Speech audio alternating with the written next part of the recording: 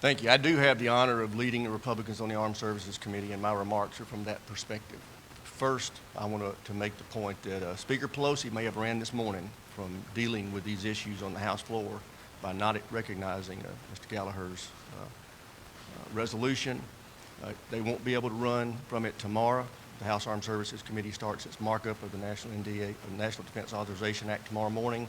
There will be many amendments addressing this. Mr. Gallagher is a member of our committee, and I'm certain he intends to bring up all components of his resolution to be debated fully in the Armed Services Committee. Second, this disaster that we just experienced in Afghanistan is solely the responsibility of Joe Biden, Anthony Blinken, and Jake Sullivan and their leadership team. This is not a military failure. This was not a military operation. The chain of command in Afghanistan was led by the State Department. The decisions were led by the State Department missions. The troop levels were led by the State Department decisions. So when you saw Bagram close, that was a State Department and Joe Biden decision. When you saw us only have 600 troops in Kabul, when the Turks had 900, the Brits had 500, that was a decision driven by the State Department. So they own this, not the military. So when you hear Jake Sullivan say that the president met with all of his military leaders and there was no one who objected to it, that is a prevarication. In Alabama, we call it a lie.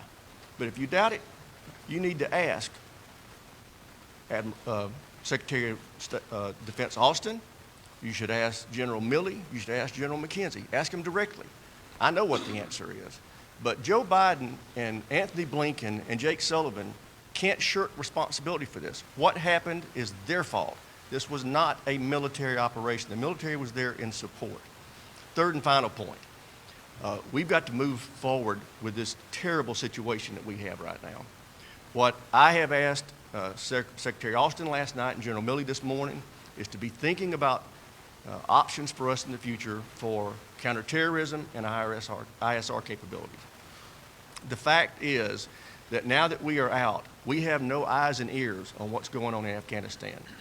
This over-the-horizon suggestion that Anthony Blinken has talked about is ridiculous.